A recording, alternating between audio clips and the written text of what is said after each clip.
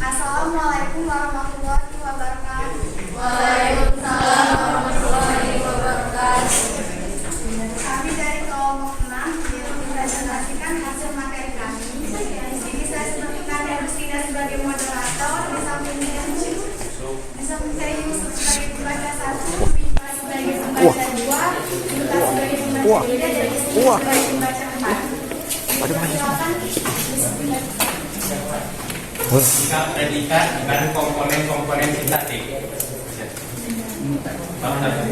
Pada logika proporsional, sebuah kalimat dapat ditentukan nilai kebenarannya dengan hanya memperhatikan struktur kalimat tersebut.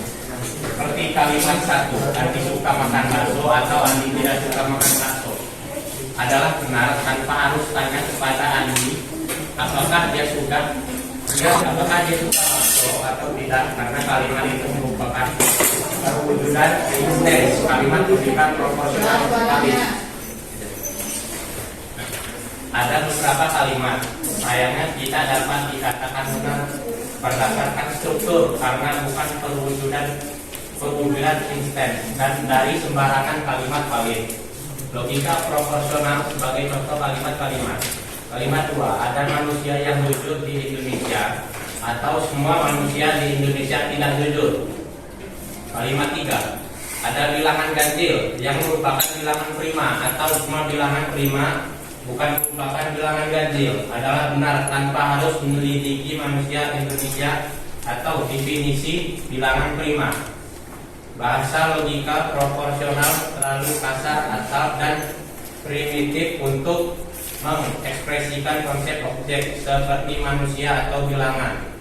Properti objek seperti jujur, ganjil, atau prima, dan relasi antar objek. Logika predikat merupakan kembangan perluasan logika proposisi sehingga objek dan relasi antar objek dapat diekspresikan dalam bahasa logika. Dalam bahasa logika, predikat kalimat 2 dan 3 merupakan perwujudan instan kalimat abstrak.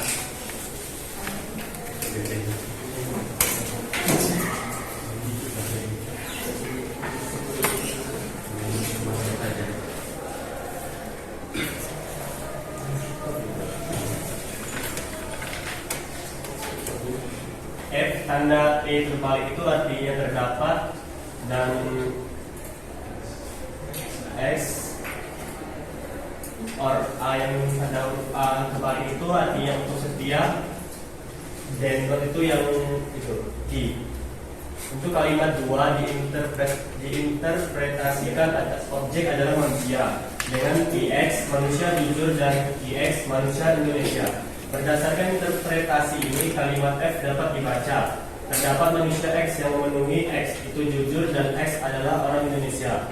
Atau untuk semua manusia X, jika X jujur, maka X adalah bukan orang Indonesia. Dengan motivasi agar konsep objek dan relasi antar objek dapat diekspresikan dalam suatu bahasa logika di bawah aturan-aturan tata bahasa logika yang disebut logika predikat. Bab 2, sintaksis.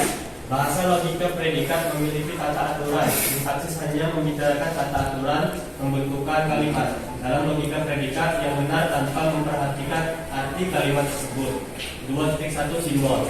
Bahasa logika predikat menggunakan simbol-simbol yang merupakan unsur pembentuk kalimat logika predikat. Simbol-simbol itu adalah simbol kebenaran, true and false, simbol konstan, A, B, C, simbol variabel X, Y, Z. Simbol fungsi SGH.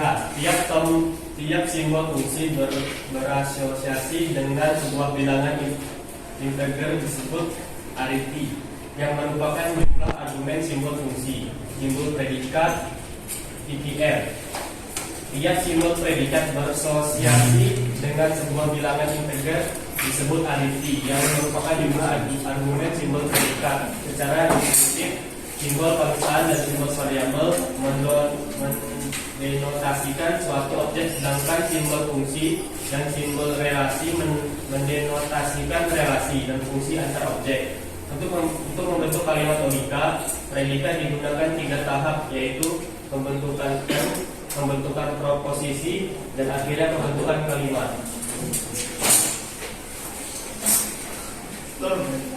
Terms pada logika predikat adalah ekspresi yang menotasikan objek. Terms dibangun dengan aturan berikut. Konstan A, B, dan C adalah terms. Variabel X, Y, dan Z adalah terms. Jika T1, T2, dan T3, Tn adalah terms dengan N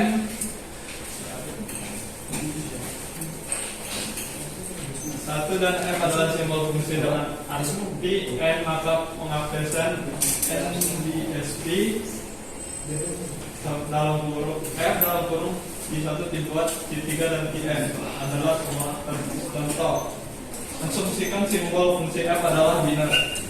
I, E memiliki arti 2 dan simbol fungsi G adalah ternier.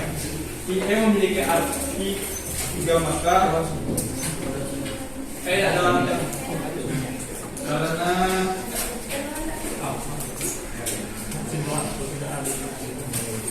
adalah constant, X adalah terms karena X adalah variabel. F dalam kurung AX adalah terms karena A dan X adalah terms dan F adalah simbol fungsi biner. Proposisi true or false adalah posisi jika T1, T2, dan T3 adalah terms dan N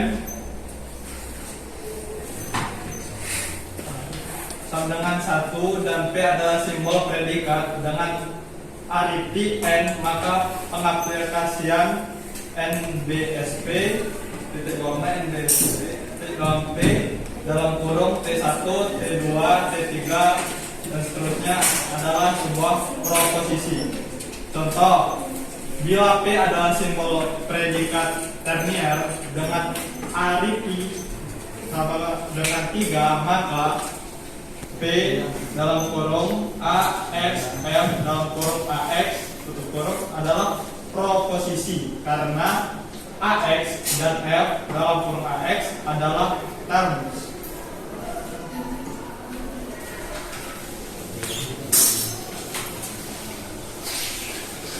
Kalimat dalam logika predikat dibangun oleh proposisi dengan menggunakan aturan berikut seperti pada logika proposisional. Setiap proposisi adalah sebuah kalimat. Jika F adalah sebuah kalimat, maka negasi F adalah kalimat, not F. Jika F dan G adalah kalimat, maka konjungsi F dan G adalah kalimat, F dan G. Jika F dan G adalah kalimat, maka disjungsi F dan G adalah kalimat, F or G. Jika F dan G adalah kalimat, maka integrasi F dan G adalah kalimat, if F dan G. Jika F dan G adalah kalimat, maka equivalensi F dan G adalah kalimat, FG. Jika F, G, dan H adalah kalimat, maka kondisional F, G, dan H adalah kalimat. Jika X adalah sembarang variabel dan F adalah kalimat, maka untuk setiap X, F, dan terdapat X, F adalah kalimat. Petik untuk setiap disebut kuantifier universal dan terdapat disebut kuantifier eksistensial. Contoh dengan asumsi A, B adalah konstan, X, Y adalah variabel, F dan G adalah simbol fungsi biner, Q adalah simbol predikat biner, dan P adalah simbol predikat ternier. Buktikan bahwa untuk setiap X, P, AX, F dalam kurung AX, dan terdapat Y, I, B dalam kurung BX, Y adalah kalimat dalam logika predikat. P, AX, F dalam kurung AX adalah kalimat karena merupakan proposisi I, E predikat dengan argumen terms. Q, G dalam kurung BX, Y adalah kalimat karena merupakan proposisi. Terdapat Y, I, G dalam kurung BX, Y adalah kalimat dengan aturan kuantifier. P, AX dalam kurung AX dan terdapat Y, Q, G G dalam kurung BX Y adalah kalimat dengan aturan konjungsi. Untuk setiap P AX dalam kurung AX dan terdapat Y Q G dalam kurung BX Y adalah kalimat dengan aturan kuantifier. Subterm, subkalimat dan subekspresi. Setiap term yang dipakai untuk membangun term P termasuk P atau membangun sebuah kalimat F disebut subterm dari C atau F. Setiap kalimat yang dipakai untuk membangun term T atau membangun sebuah kalimat F termasuk F disebut subkalimat dari T atau F. Subterm dan subkalimat sebuah term T atau kalimat F disebut subekspresi. Sebuah subterm sejati, subkalimat sejati atau subekspresi sejati adalah dari sebuah ekspresi E adalah subterm, subkalimat atau subekspresi yang berbeda dengan E. Contoh dalam kalimat F, P dalam kurung AX, F dalam kurung AX dan terdapat Y, Q dalam kurung B dalam kurung BS Y. Subterm dari F adalah AX, F dalam kurung AX, BG dalam kurung AX dalam kurung BX dan Y. Subkalimat dari F adalah P dalam kurung AX, F dalam kurung AX, IJ dalam kurung BX Y. Terdapat Y, IJ dalam kurung BX Y dan F. Variabel bebas dan terikat dalam kalimat untuk setiap X, P dalam kurung XY dan terdapat Y, Q dalam kurung YX terdapat kejadian X pada skop kuantifier. Untuk setiap X, kejadian X ini disebut terikat atau bound oleh kuantifier. Untuk setiap X, kejadian Y pada ekspresi P dalam kurung XY tidak di dalam skop kuantifier dalam bentuk untuk setiap Y atau terdapat Y sehingga disebut bebas atau free.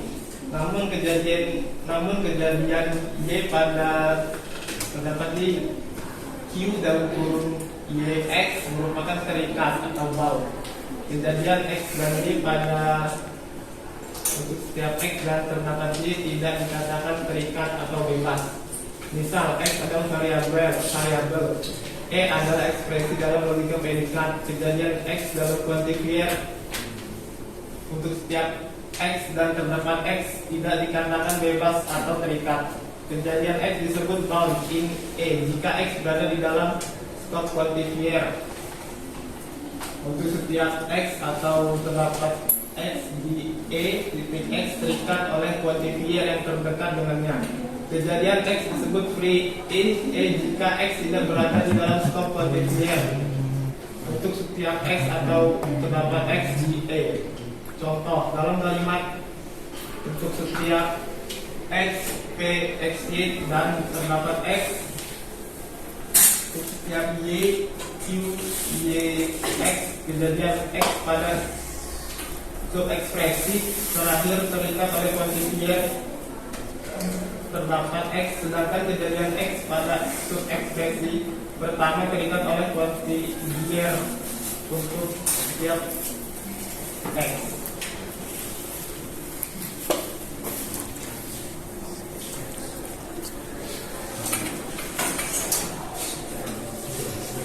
Baiklah, di sini hasil presentasi kami cukup. Kami ingin membuka sesi pertanyaan buat 3 orang. Yang ingin bertanya silakan bertanya. Bagaimana cara mengekspresikan logika predikat dalam bahasa logika? Logika predikat merupakan gambaran perluasan logika proposisi, sehingga konsep objek dan relasi antar objek dapat diekspresikan dalam bahasa logika. Dalam bahasa logika, predikat kalimat 2 dan 3 merupakan perwujudan intens kalimat abstrak.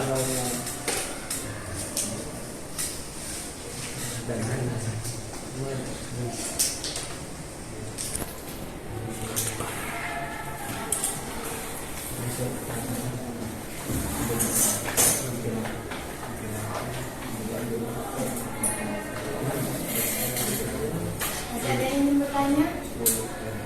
2 orang lagi.